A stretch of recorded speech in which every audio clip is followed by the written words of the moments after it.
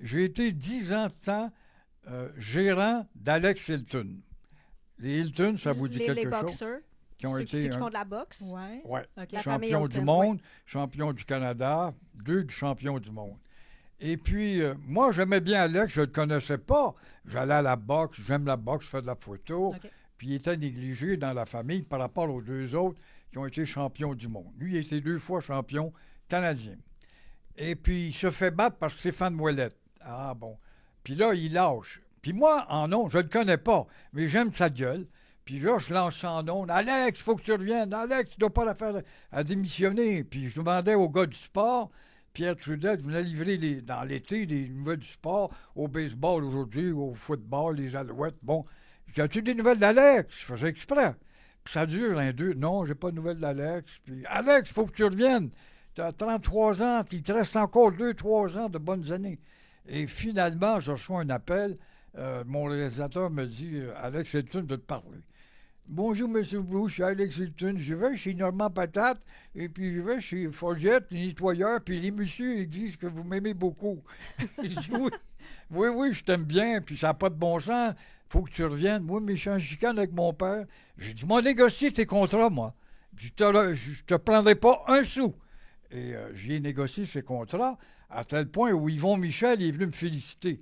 Et Régent Tremblay est venu me féliciter. C'est bon, Gilles, tu prends un gars qui, finalement, a une réputation douteuse et tapageuse et qui a maille avec la justice, des narco-alcooliques qui ont un gros problème. Mais lui, il a décidé d'arrêter de boire et là, il subit mon influence. Il m'appelle son grand frère, puis je l'ai amené à la baie du Tson voir les ours polaires. Hey, c'est fabuleux. J'ai acheté même une bagnole, puis on était un groupe, on l'aimait bien, puis ça allait bien. Alors, quand on voulait m'approcher pour faire un reportage sur les Hilton, c'est Gilles Proulx qu'on appelle. OK. À un moment donné, je reçois un appel, trois appels, 2 producteurs. J'ai dit à Alex, veux-tu? Il dit non, je veux rien savoir parce qu'ils vont sortir les histoires des vols chez Dunkin' Donut ou mes batailles, mes coups de poing sur la gueule. Je veux rien savoir. Bon, un 3e groupe m'appelle et puis là, je pense à ça, j'ai dit, écoutez, oui, je veux bien l'approcher, je vais vous débloquer ça. C'est moi qui le débloque, là. Mais à une condition.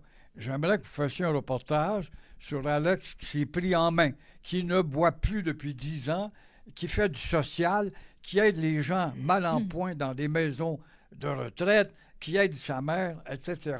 C'est un autre garçon. Ah, c'est un beau sujet, il n'y a pas de doute. Alors, on vient me voir et dans le groupe, il y avait Marie-Claude Savard.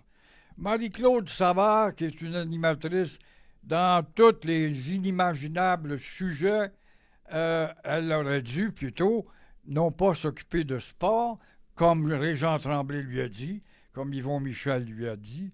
Elle aurait dû devenir une chroniqueuse de recettes, avec les recettes de Jeannette Bertrand. Je ne peux pas être plus d'accord.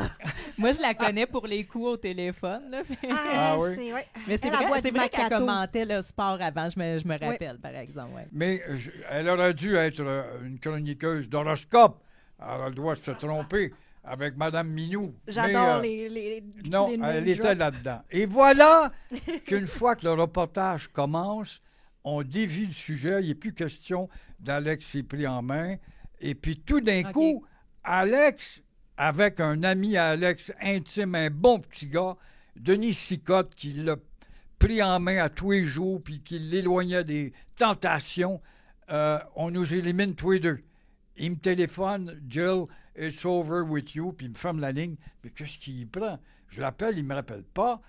Et là, il tombe dans les bras de Marie-Claude Savard. Il est peut-être tombé dans les draps. Mais toujours est-il que je lis sur le site de leur site à eux, Dave, ça se jalouse. Dave, il dit, je comprends pas qu'on accorde tant d'importance à Alex. C'est moi qui ai été champion du monde, c'est pas lui.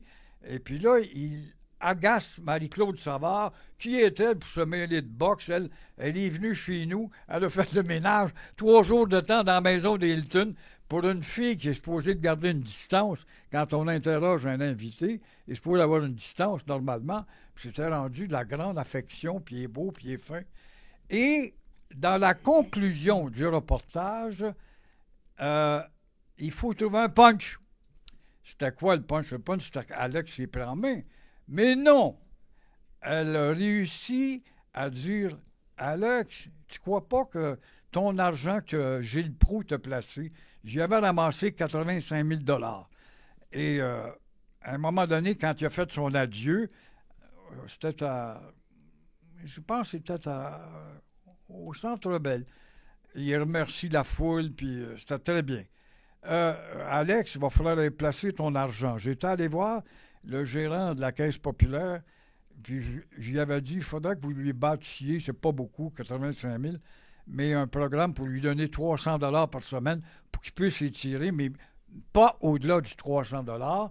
Et puis, c'était très bien. Mais, entre-temps, il y a un homme d'affaires, ça gravite, on attire du monde des fois. Puis le gars, il était honnête, je pense que c'est un fabricant de coupe-vent, puis de chandail de hockey, Jean Léon, un bon gars, mais un naïf. Il offre aux 3 Hilton 3 coupe-vent que je leur ai payés. Dave Hilton, père, champion des Amériques. Alex Hilton, champion canadien 2 fois. Puis Dave, champion du monde. Et puis, en faisant ça, M. Léon est rentré dans l'orbite des Hilton. Alors, ça voulait dire de temps à autre, il est fin et généreux, tu vas lui donner un billet pour aller à la boxe. Alors, il s'approche dans notre groupe. Et puis, quand arrive le temps de placer l'argent, je vais aller à la Caisse populaire. Voyons donc, Gilles, tu connais pas ça, moi, je suis un homme d'affaires. M'a placé ça, moi, dans un compte hors frontière à du 12 % et au Bahamas. Bon, Alex laisse tenter, 12 % c'est intéressant. On oublie la Caisse populaire. Voyez-vous que j'étais naïf moi-même. Et au bout de 2 mois, effectivement, je reçois une lettre de 85 qui est passée à 90 000 $. OK. Ah, et c'est bon, mais c'était tout un scénario. Toutes ces banques-là, outre-frontières, pour t'encourager et te garder, te font monter les 3 premiers mois. OK. Après quoi, le marché est mauvais. Alors, on va voir un gars qui a placé l'argent, un dénommé Victor Lacroix. Lacroix, un nom douteux. Pendant qu'on tournait un film sur l'autre Lacroix, qui s'appelait comment, lui, Vincent Lacroix? C'est ça. Ouais. Hein? Ça me dit quoi? Ouais. Ça me dit quelque chose. Alors, il y avait un nom pour être croche. Puis quand je suis allé là avec Alex et Jean-Léon et son sac d'argent, il dit, tu sais, il dit, je le prends parce que moi, c'est du 150 000 en montant. Je le prends là parce que je te connais. Bon, c'est beau. Puis il était d'un grand édifice au 7e étage, boulevard Daniel Johnson à Laval, puis les belles filles là-dedans, puis ça se promenait, puis l'agitation, puis les dactylos, puis en voyant. Hey, c'est sérieux. Soudainement, le placement avait fait des progrès, mais j'entends à la radio que le gouvernement fédéral va envoyer des inspecteurs outre-frontières pour examiner les comptes des Québécois ou des Canadiens qui investissent en dehors du pays. Fait que là, j'appelle Jean-Léon, l'homme d'affaires. Jean-Léon, dit, écoutez, qu'est-ce que je vais faire? Allez-vous retirer l'argent? Il dit, j'ai retiré mon argent, moi. Mais j'ai retiré ton argent, mais c'est Alex qui a... T'as le certificat d'Alex. Parce qu'Alex, il vivait comme un gitan. Le bonhomme le mettait dehors, il couchait sur un banc public. Okay. Le lendemain, il rencontrait une belle fille chez Il une habitait avec danseuse 3 nue. mois. Il trouvait toujours du monde pour l'aider, mais il n'était plus dans la famille, donc pas d'adresse. Fait que j'avais dit à Jean-Léon, tu devrais prendre le certificat d'Alex, parce que quand la banque va communiquer, étant donné que tu connais ça, puis oui, c'était ça. Puis là, on s'est aperçu qu'Alex et Léon, tous les deux, s'étaient fait voler, OK. dans le fond, par la banque, et le dénommé Victor Lacroix. Et on en est rendu là, et elle, la petite, qui l'a approché, puis qui fait quoi? C'est moi qui ai convaincu Alex pour faire le reportage. Dans le fond, c'est moi qu'on a appelé. Mais moi, je suis exclu maintenant. Denis Sicotte, son ange gardien, exclu, tout d'un coup. Ça nous prend un punch. C'est tout elle, puis... Oui, ça te prend un punch pour finir. OK. Alors là, c'est Gilles qui t'a volé l'argent, tu sais bien. Il gagne des gros salaires, puis tu as une vedette à la radio. Ben non. Alors, on vient qu'à m'accuser d'être Ben le non. voleur. Bien plus que ça, encore à Radio-Canada. Elle est invitée à une émission à Radio-Canada. Comme ça, c'est comme ça que ça se passe, pas trop, là. Et il y a un de mes amis qui m'appelle Gilles. La belle Marie-Claude est en train de parler de toi à Radio-Canada en plein écran. Elle me traite de voleur. Et voyons donc, sans preuve, là, elle a décidé que voilà, c'était vous, puis pas plus que ça. de voleur, voyons donc. J'étais devenu le voleur. En tout cas, vous allez voir la finale. Je peux pas vous en donner plus, mais c'est une vedette de la radio. Un gars qui a eu une grande gueule. Et puis, il s'appelle Gilles Proulx. Mais vous voyons verrez. donc. Mais c'est de la diffamation, ça. Diffamation à plein écran. J'appelle à Radio-Canada pour avoir une réplique. On ne me rappelle pas. Voyons donc. J'ai appelé l'ombudsman de Radio-Canada, un monsieur Champoux, un gars charmant que je connaissais un peu. J'avais été son patron à CJMS. Lui, content de renouer avec moi, il me l'a sorti puis il l'a barré.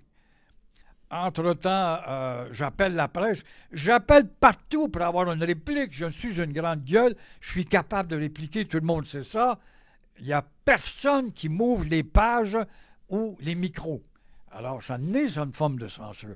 Y incluant le Journal de Montréal et Cube, où je travaille. Ouais, mais comment se fait que tu as donné ça à la presse? Je n'ai pas donné ça à la presse. La presse a un service d'enquête et il y a 2 enquêteurs là-dessus qui ont fait tout le scénario avec des douzaines de téléphones à vérifier à gauche et à droite et conclure que Gilles Proulx n'a rien à voir dans la disparition du 90 000 $. Et ça a fermé la boîte, mais je n'ai pas pu répondre quand même ma version. C'est la première fois que j'en parle aujourd'hui ici, là. Et je trouve ça triste de voir que je l'ai eu à le supporter. Ben quoi, Yvon Michel, Gilles, il a négocié des contrats avec moi, c'est un gars honnête. Régent Tremblay, je connais Gilles Proulx depuis longtemps, c'est pas son caractère, c'est pas son style. Et ça clouait le bec de cette petite-là, opportuniste et arriviste. J'ai appelé chez Crave, où le document avait été fabriqué, et puis on ne me répondait même pas. Et pourtant, c'est moi qui avais débloqué le oui pour faire le reportage.